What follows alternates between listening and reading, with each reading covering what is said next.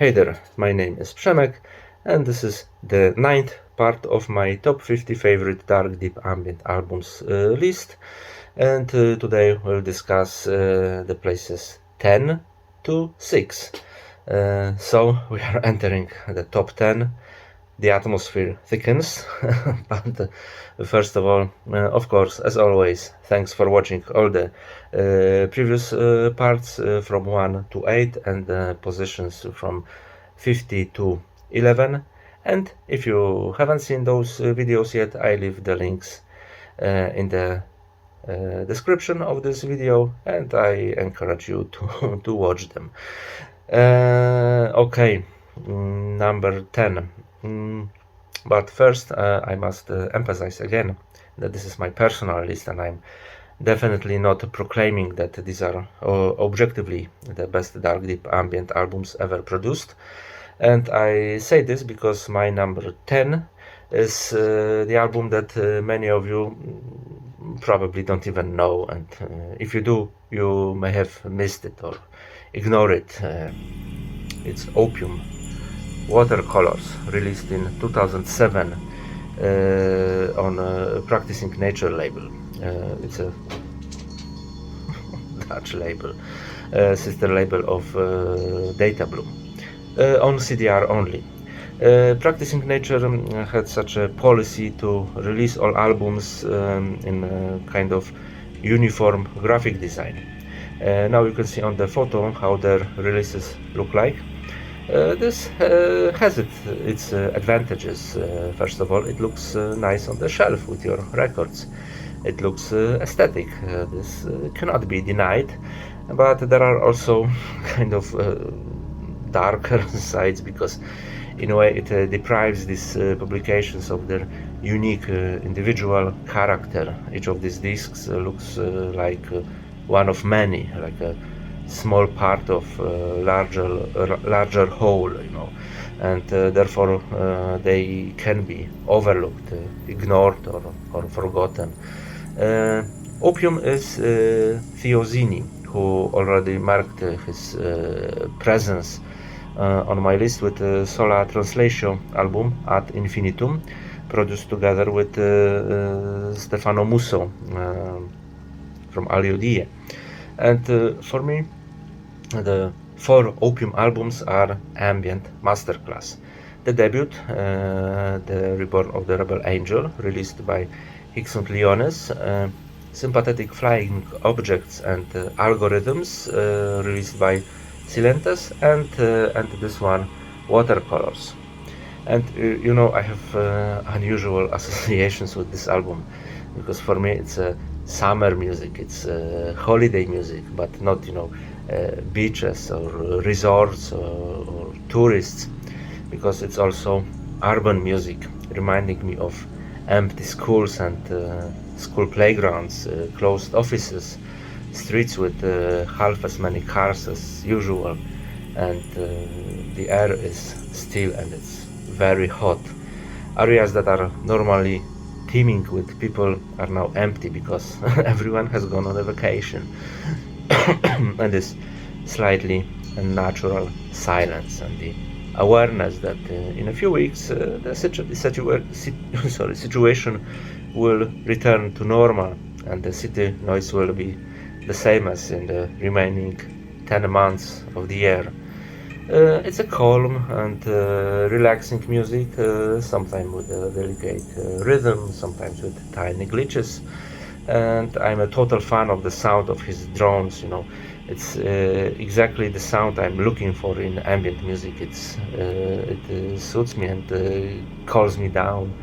And the tracks like Heavy Dark Blue or Office Paintings hit exactly the nail on the head and my musical sensibility. I'm going on a vacation in a few weeks at the beginning of June.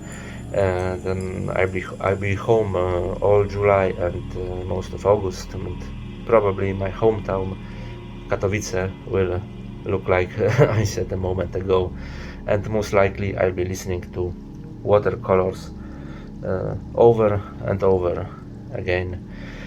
It's my favorite summer album Watercolors. Opium, number 10.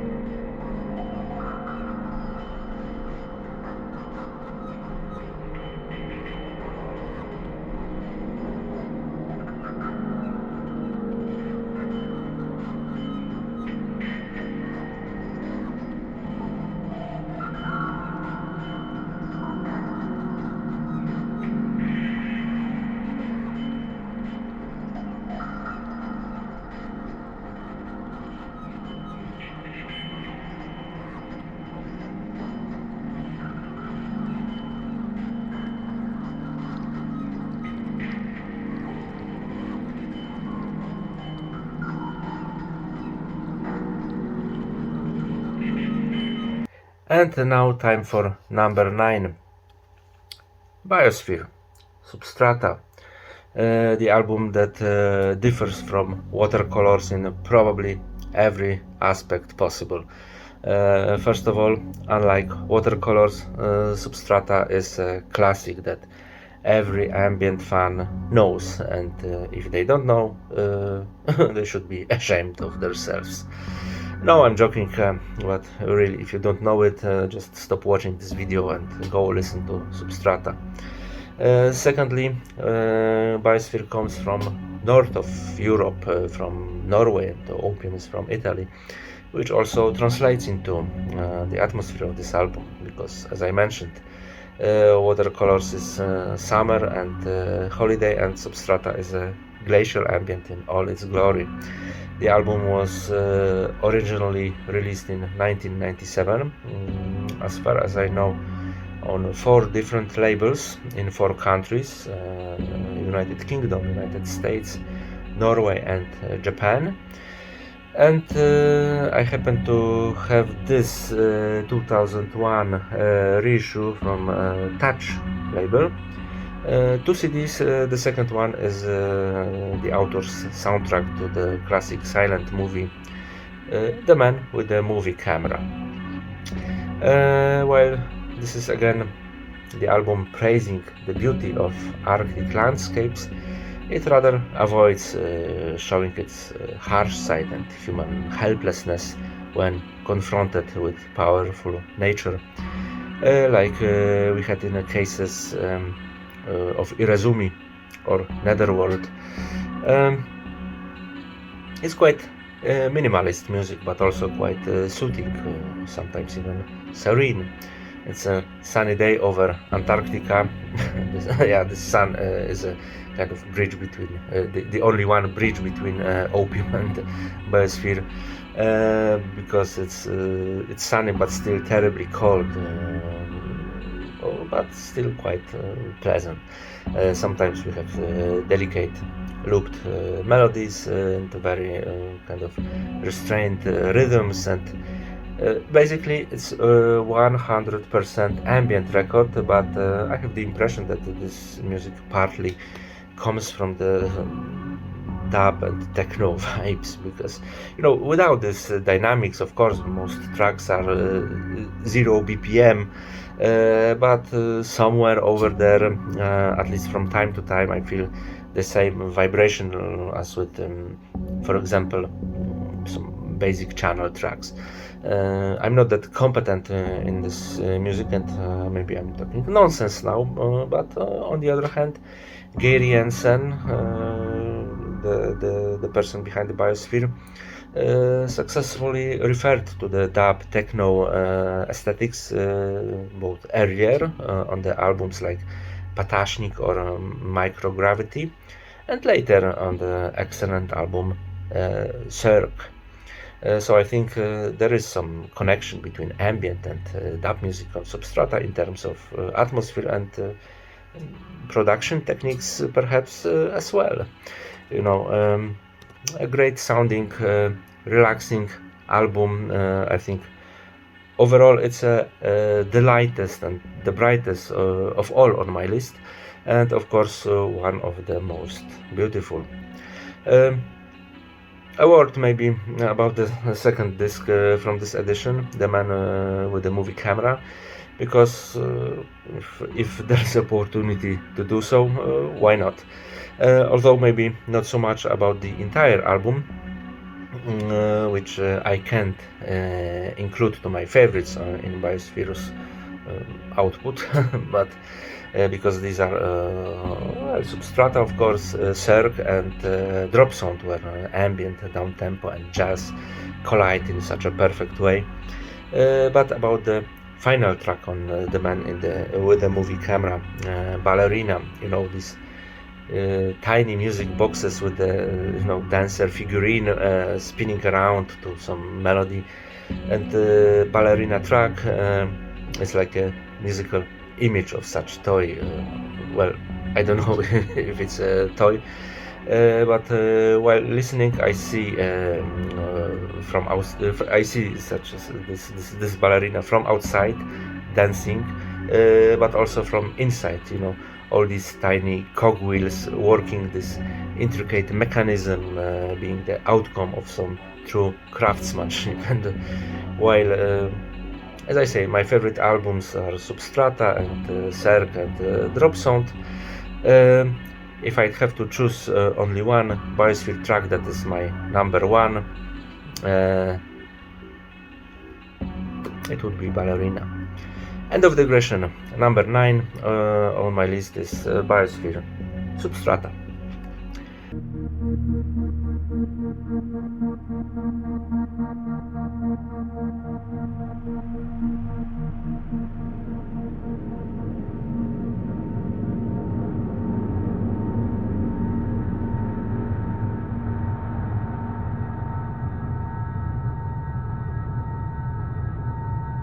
Sorry to wake you. I forgot to tell you something.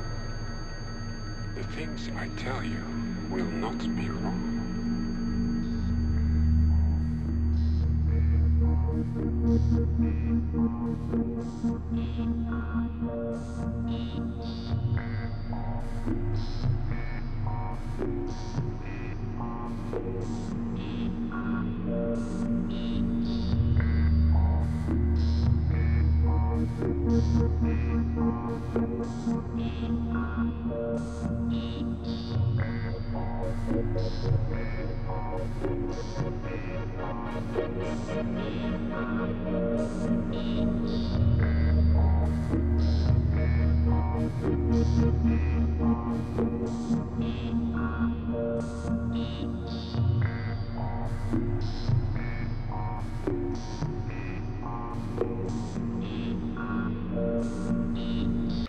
And now time for number 8.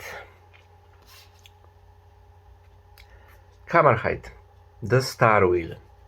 The enigmatic Swedish project by Per Borgström, and The Star Wheel is his second full-length album, released in 2005 by Cyclic Law. And interesting thing is that there was a break of 10 years between the second album, The Star Wheel, and the third album, The Nest. In a way, this silence increased the cult status of the project. Baldur, chodź.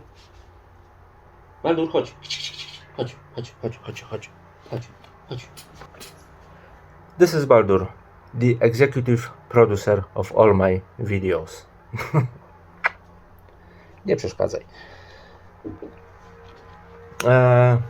Yeah, as I said, in a way, this silence kind of increased the cult status of the project, but later Per Borgström's following works poured out like a bag of gifts, both as Kammarheit, solo and in collaborations, and a multitude of other side projects of the musician from Umeå in Sweden. I don't know if it's a good thing, because although most of the albums are good or very good, I miss that worth waiting feeling a bit. I mean, you know, when The Nest came out after these 10 years, it was a celebration to me. And today I see the announcement of another Kammerheit album or other Pars project, and I just think, okay, cool, I'll check it out with pleasure, but there's no excitement, you know. However, the fact is that I'm not excitedly waiting for the album of any ambient project, because there is so much new cool music that there is always something new to listen to.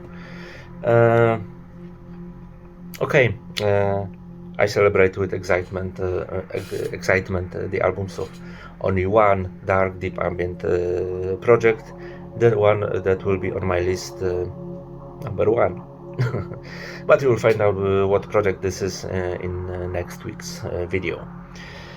I mentioned that the release of The Nest was like a Christmas to me. That's because the album that preceded The Nest, which is of course The Star Wheel, completely blew my mind. In fact, when I saw the cover, I knew it would be good. It would seem like a, you know, typical dark ambient image, but if you look closely, its coldness penetrates you to your bones. It's an album that literally takes you to a wasteland shrouded in grey, smoke and ash. This is not a post-apocalypse. This is the land where it has always been like that, and always will be. Incredibly gloomy yet melancholic ambient with a hint of melody, without any sudden bursts of noise or something like that. There's no occult esoteric cheapness here, no ancient ones, no Cthulhu, no other monsters, no pagan rituals of any sort. This is emptiness, loneliness, helplessness, hopelessness. And with all this, Kammerheit makes it somehow tempting and attractive about these feelings. Sometimes it makes you want to go under that tree and curl up and fall asleep. The Star is a masterpiece in creating an eerie atmosphere without populist tricks, you know, without showiness. Pure essence. Together with the album I'll be talking about in a moment, this is the best album ever released by Cyclic Law, especially when this label for some time was collecting a lot of Scandinavian ambient projects under its wings, being kind of natural heir to cold meat industry. Number 8, Kammerheit, The Star Wheel.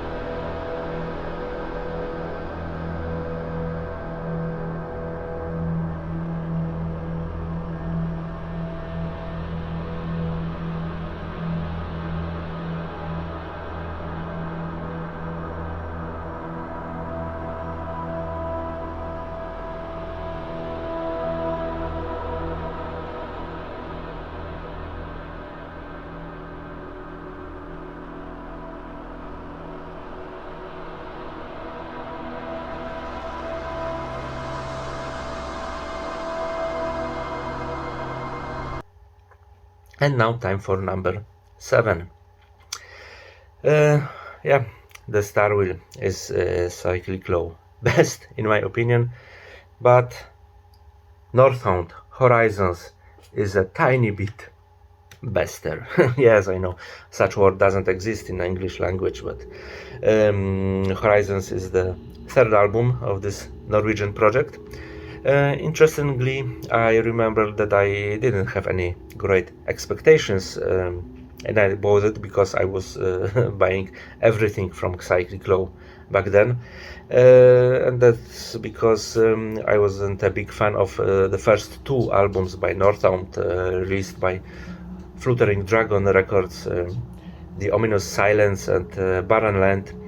It's true that after many years I kind of liked them a little, but I still don't consider them the pinnacle of achievements of Scandinavian dark ambient. And with Baldur, chodź. Yeah, I know. Yeah, with Horizons, it's a completely different story. I immediately love this album. Absolutely amazing, organic, dark, deep ambient. For me, it's like a record of a night spent in a forest somewhere in northern Norway, condensed into an hour.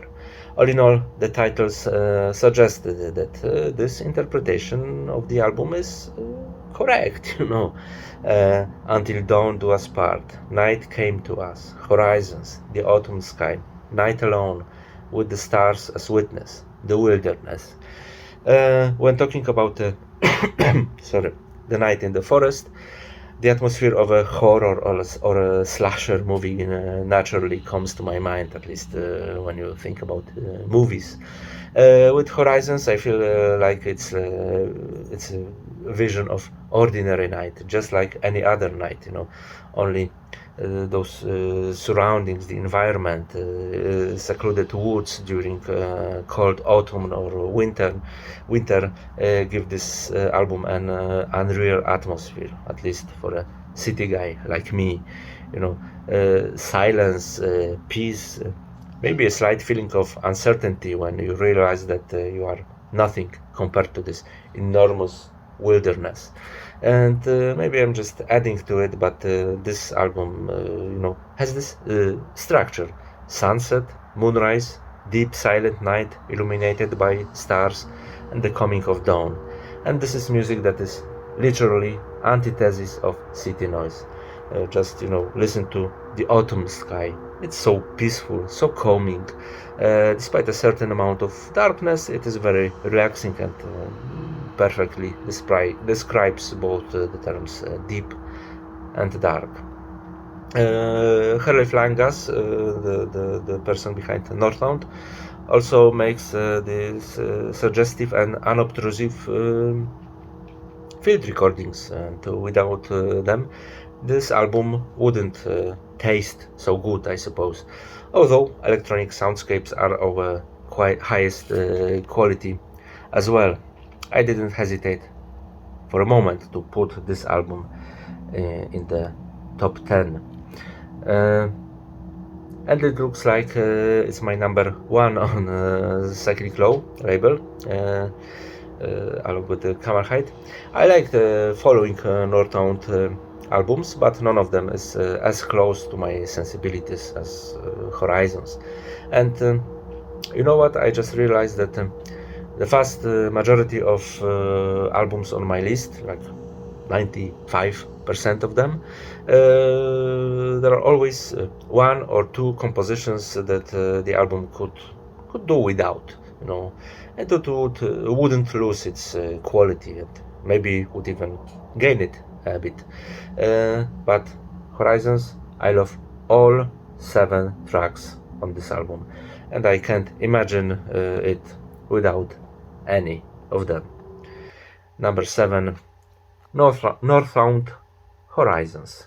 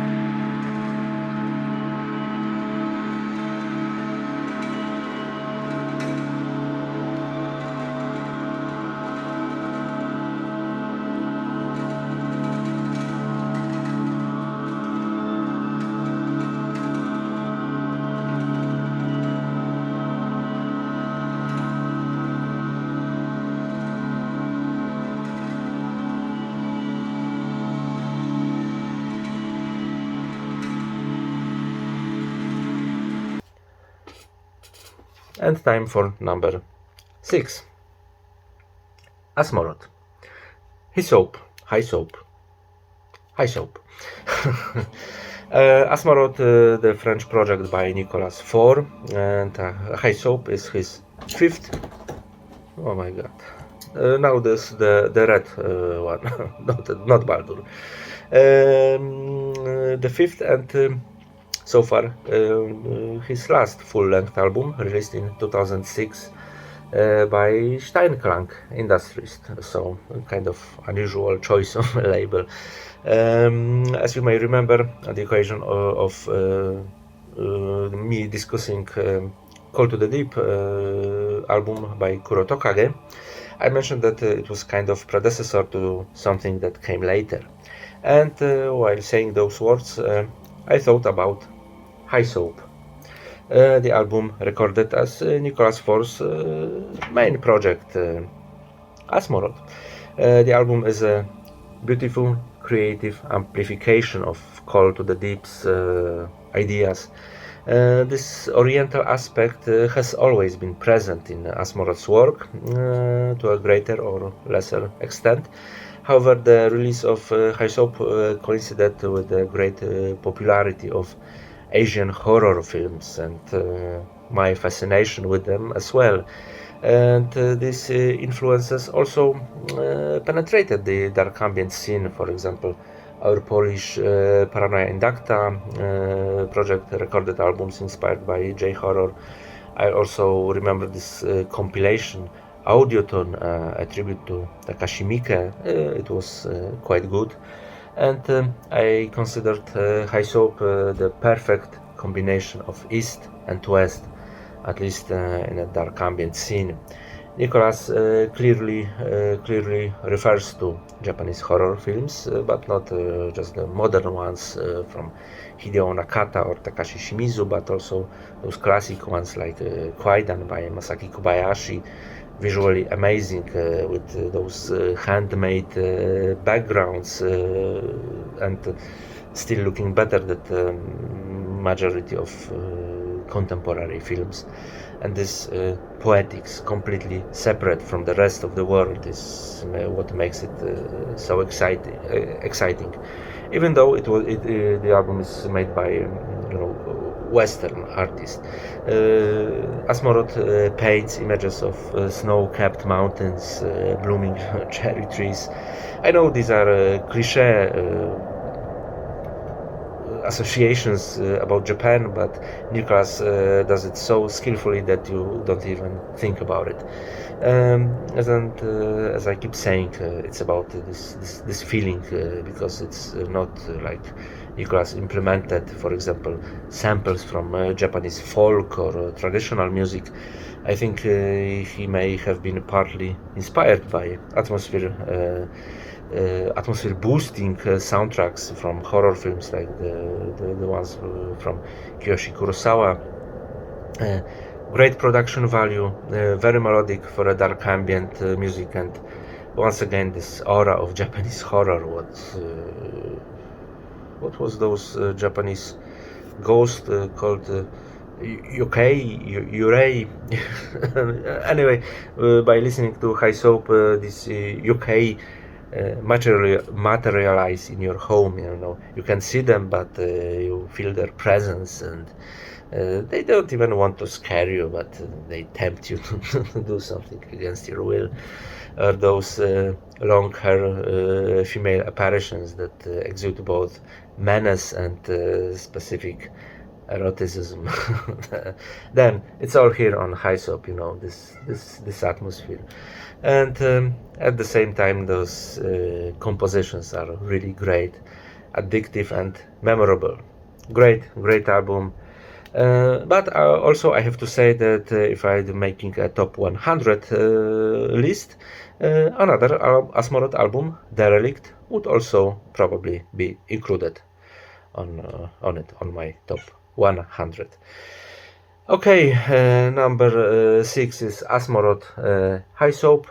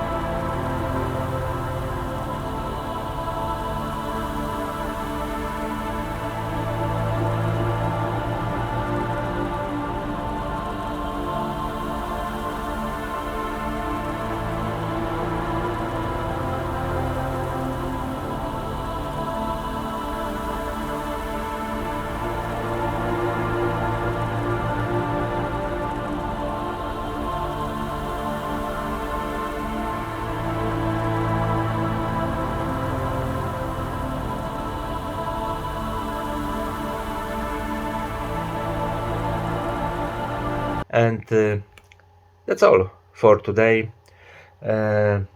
Next week we'll have a grand finale.